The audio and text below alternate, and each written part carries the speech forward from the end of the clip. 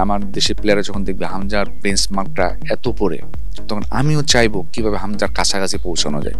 অন্তত হামজার কাছাকাছি পৌঁছাইতে হলে আমাকে কি কি করতে হবে, তখন আমি রাস্তা খুঁজবো। আমি হামজার সঙ্গে আমি নিজে আলোচনা করবো প্লেয়ার হিসেবে, যে আমি হামজা ভাই আমি কি করতে পারি, আমরা কি করতে পারি, আমরা তোমার কাছাকাছি পর্যায়ে যাওয়ার জন্য কি করা উচিত। এই যে দূরত্ব ঘোচানোর যে একটা মিশন, এটা নিজেদেরকে আপগ্রেড করারও একটা ধাপ। হামজার ইনক্লুশনে বাংলাদেশ ন্যাশনাল টিমে এখন যে লোকাল প্লেয়াররা রয়েছে তারা কিভাবে উপকৃত হবে ড্রেসিং রুম শেয়ারের মাধ্যমে হোক বা সেটা মাঠের মধ্যেই হোক, তাদের কোয়ালিটি কি আরও ডেভেলপ করবে কিনা, তারা কি একটা এক্সট্রা চ্যালেঞ্জের মুখে এখন পড়বে কিনা, যে যেহেতু হামজা দলে এসেছে আমাদের দলের উপর এখন প্রত্যাশা চাপ বেড়ে গিয়েছে, আমাদের আরও ভালো পারফর্ম করতে হবে। এইভাবে আপনার এই দিকটা নিয়ে আপনি কীভাবে দেখছেন? হামজা যখনই বাংলাদেশ টিমের স্কোরে ঢুকে গেছে, মানে লিস্টেড হয়ে গিয়েছেন, তখন থেকে বাংলাদেশ দলের মানদণ্ডটা অনেক উপরে উঠে গেছে, নো ডাউট। হামজা যখন ড্রেসিং রুমে ঢুকবে, সেমন একটা পরিবেশ থেকে আসতেছে একটা ফুটবলীয় কালচার, একটা আধুনিক ফুটবলীয় কালচার এবং আধুনিক ফুটবল অবকাঠামোর মধ্যে দিয়ে তার বেড়ে ওঠা এবং সেখানে অবস্থান করা। তো আমাদের প্লেয়ার যারা আছেন তারা হামজাকে দেখে বিষয়গুলো শেখার আছে। সে ড্রেসিং রুমে তো সে পরিবেশগুলো, তার বডি ল্যাঙ্গুয়েজ, তার আচার ব্যবহার, এই জিনিসগুলো খুব এই বিষয়গুলো থেকে আমাদের প্লেয়াররা খুবই মোটিভেট হবে বলে আমার বিশ্বাস।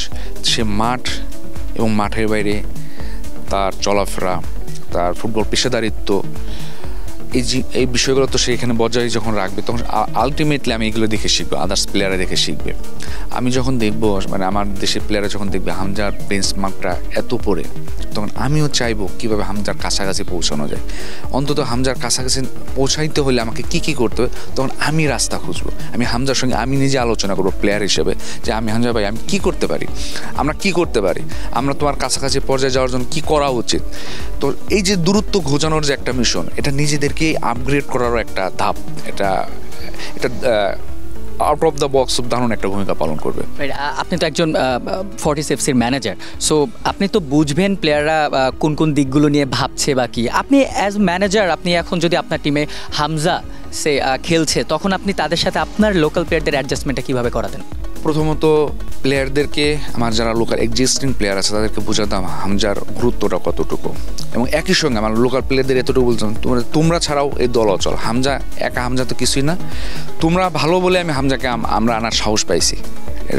কারণ আমি আমার এক্সিস্টিং প্লেয়ারদেরকে আগে ক্রেডিট দিতে হবে, তাদের আত্মবিশ্বাসটাকে ভালো রাখতে হবে এবং তাদের মূল্যায়ন করতে হবে। হ্যাঁ, যখন হামজার সঙ্গে বাকি প্লেয়ারদের রসায়নটা জমবে, বোঝাপড়াটা ভালো হবে, এবং আমি বিশ্বাস করি আমাদের লোকাল প্লেয়াররা এখন অনেক আপডেটেড। তারা এখন সবাই আধুনিক ফুটবলের সঙ্গে পরিচিত হতে চায়। আপনি খেয়াল করে দেখবেন, তারা যখন টিমে একটা ভালো প্লেয়ার আসে, আমি যতটুকু দেখছি, তারা তার সঙ্গে শেয়ার করে, তার ভালো বন্ধু হওয়ার চেষ্টা করে। তো দেখবেন হামজার বন্ধু হওয়ার জন্য সবাই খুব ভালো চেষ্টা করবে, কারণ এইরকম লেভেলে একটা প্লেয়ার, ওর কাছে আমি বন্ধু হইতে পারলেই কিছু শিখতে পারবো, জানতে পারবো। এই আগ্রহটা আমাদের লোকাল প্লেয়ারদের মধ্যে আছে, আমি অন্তত দেখেছি এই বিষয়গুলো।